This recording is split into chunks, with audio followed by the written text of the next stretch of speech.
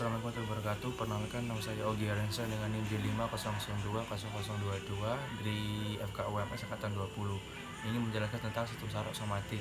Itu yang pertama tuh saya akan menjelaskan tentang di sini ada yang namanya fasciculus gracilis dan fasciculus cuneatus. Nah, di mana kalau fasciculus gracilis itu berbentuk ramping, sedangkan fasciculus cuneatus itu berbentuk pasak atau paku. Nah, keduanya itu termasuk ke dalam jaras berkas belakang atau fasciculus posterior karena dia terletak di medula spinalis di area spinalis. Nah, di sini di area medula spinalis, di area cervical, lebih tepatnya di area cervical. Nah, terus karena sebagian besar berkas ini berjalan mirip seperti traktus spinothalamicus dan juga membuat informasi menjadi persepsi yang sadar di otak besar. Dan di sini juga terdapat yang namanya collateral axon descendant. Terus terdapat juga ini prokaryotik neuron afferent 1.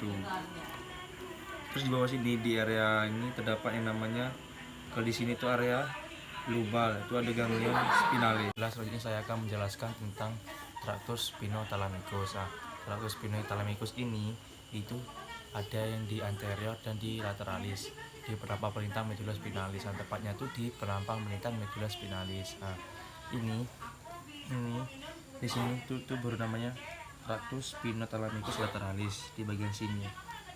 Sedangkan tractus spinothalamicus anterior itu berada di area depan anterior, lateral ke arah luar. Nah, di sini akson tractus spinothalamicus anterior berjalan di fasciculus anterior, sedangkan kalau akson tractus spinothalamicus lateral itu berjalan di fasciculus anterior dan fasciculus lateralis medula spinalis di medula spinalis.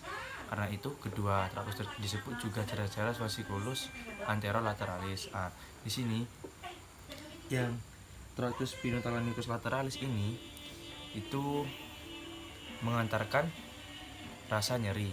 Dia itu mengantarkan rasa nyeri, temperatur, rasa geli, rasa gatal, dan yang lainnya.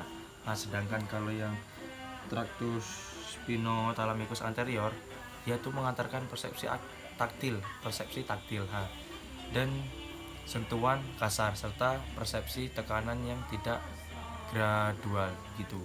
Nah, di sini juga terdapat yang namanya commissura alba anterior. Nah, sini commissura alba anterior.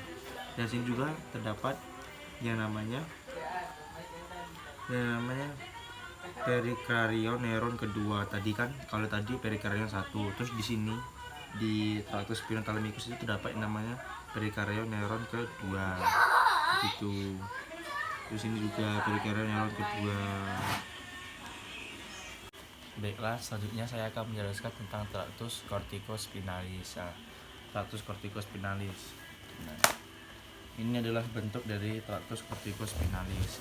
Di sini tuh ada dua tractus corticospinalis. Yang pertama itu ada yang namanya ini tractus corticospinalis lateral dan tractus corticospinalis anterior. Itu. Nah, tractus corticospinalis adalah jalur saraf dari korteks primer menuju medula spinalis dan berakhir di otot skelet. Fungsi tractus ini atau fungsi dari kedua tractus ini adalah untuk gerakan ekstremitas. Nah, ekstremitas itu ya seperti contohnya itu gerakan ekstremitas atas, ekstremitas bawah, seperti tangan, kaki, dan yang lainnya. Nah, di sini juga terdapat yang namanya fibrae orthospinalis. Nah, di sini ada fibrae orthospinalis. Nah, ini ada fibrae orthonuclearis bulbis. Terus ini juga tractus corticulus fissura. Di sini juga terdapat yang namanya fissura. Yang namanya itu fissura mediana anterior. Terus di sini nanti tractus corticospinalis lateral, tractus corticospinalis anterior itu akan menuju ke otak atau ke sistem saraf pusat.